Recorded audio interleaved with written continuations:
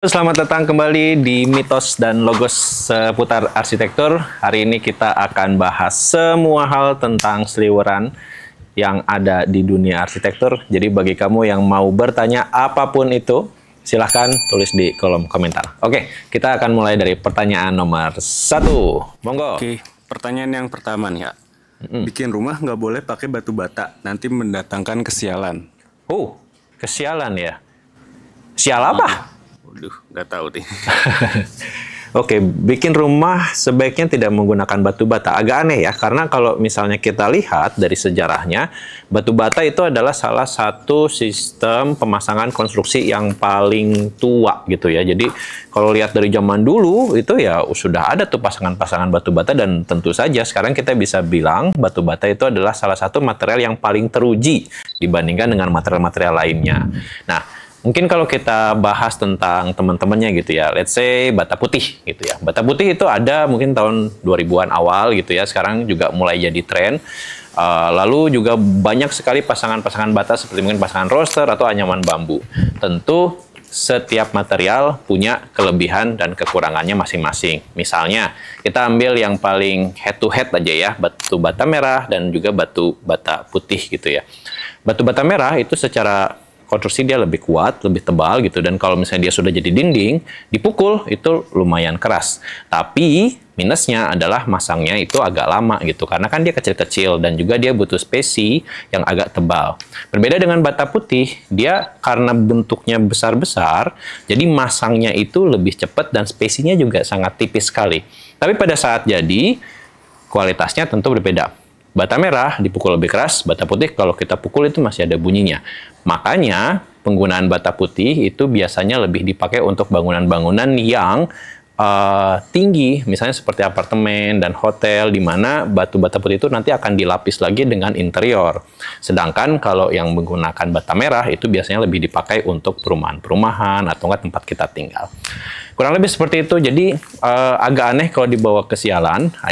Yang pasti adalah setiap material yang digunakan untuk penyekat itu punya kelebihan dan kekurangannya masing-masing. Oke, gitu jadi ya? mitos ya kalau bikin rumah pakai batu bata mendatangkan kesialan. Harusnya enggak sih, karena ini juga bangunan ini semua pakai batu bata merah kok, dan alhamdulillah enggak sial-sial amat. Oke, kalau gitu lanjut ke pertanyaan kedua aja ya. Monggo, pertanyaan nomor 2. Nomor 2, tidak boleh ada liang kubur di dalam rumah atau ruangan yang berukuran 2x1. Well, liang kubur di dalam rumah juga takut ya. Siapa yang mau bikin kuburan di dalam rumah gitu? Yang ada justru mungkin di pinggir rumah itu mungkin masih masuk akal tuh. Karena kalau kita lihat di beberapa bangunan tradisional di Indonesia gitu ya, misalnya kayak di Sumba, itu mereka tuh naruh kuburannya di halaman rumah loh. Bukan di tempat kuburan, jadi di halaman rumahnya tuh ada kuburannya. Ukurannya ya nggak 2x1, karena mereka percayanya kalau meninggal tuh duduknya begini. Ditaruh gitu duduk. Mungkin maksudnya ruangan yang sempit kali ya? Ruangan sempit ya. Oke, kita akan bahas fokus kepada ukuran 2x1 gitu ya.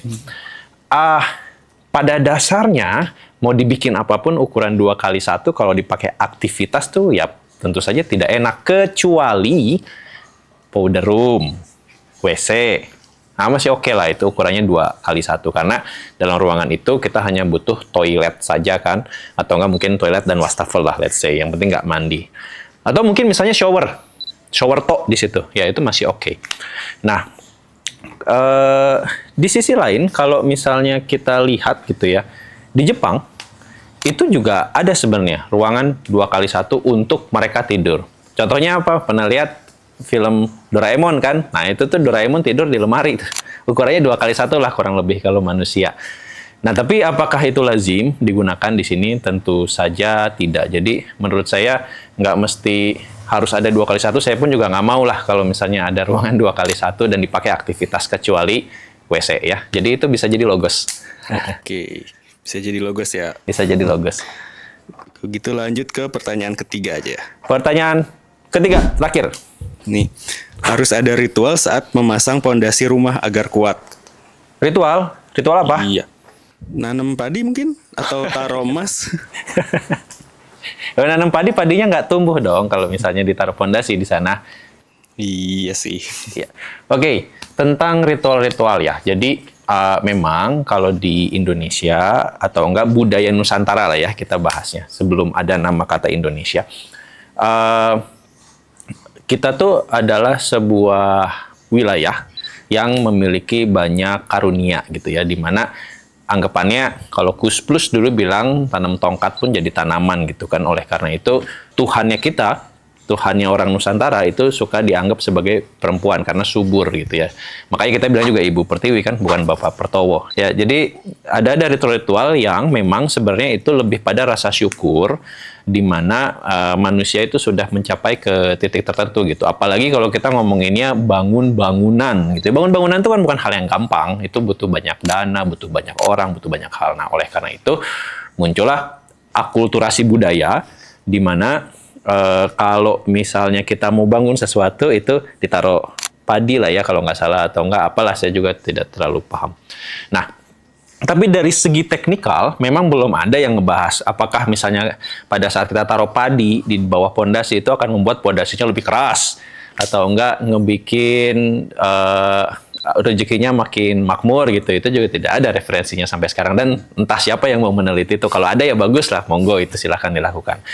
Yang pasti, secara teknikal, ritual yang perlu dilakukan sebelum menaruh pondasi itu adalah membuat data sondir dan juga data borlog setidaknya. Nah, itu adalah data-data yang akan dipergunakan oleh orang sipil untuk menghitung seberapa besar pondasi yang harus dibikin, seberapa banyak besi yang harus dipasang, sehingga pondasi itu bisa melawan daya aksi dari berat bangunan itu sendiri. Oleh karena itu, lakukanlah pembuatan data sondir atau enggak data borlog sebelum membangun pondasi agar bangunan yang dibangun aman.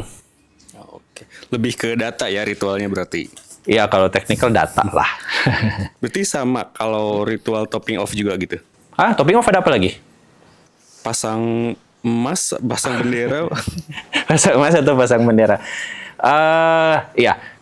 Kalau pasang emas ya memang ada sih. Kita ada juga satu proyek yang pada saat dia tutup atap itu ada paku emas ya. Dimana kalau misalnya kamu pergi ke toko emas yang masih tradisional ya dalam tanda kutip, yang pinggir-pinggir jalan gitu ya. Itu kamu bisa minta loh ke sana mau beli emas untuk bangunan. Dia udah punya siapkan. Nah, tapi kalau benderanya nggak ada ya, benderanya kamu pasang sendiri. Nah, itu juga kurang lebih sih kalau cerita dari teman-teman yang membangun dan masih menggunakan itu, lebih pada untuk melestarikan budaya saja. Sedangkan untuk kepergunaannya atau enggak untuk fungsi khususnya, mungkin ada, tapi saat ini belum ada datanya. Gitu. Oke. Cukup sih pertanyaan yang masuk hari ini. Oke, terima kasih bagi kamu yang mau ada pertanyaan-pertanyaan lain, silahkan tulis di kolom komentar ya. Kita coba jawab sebisa kami dari segi teknikal arsitektur. Sampai ketemu di Mitos dan Logos selanjutnya. Dadah.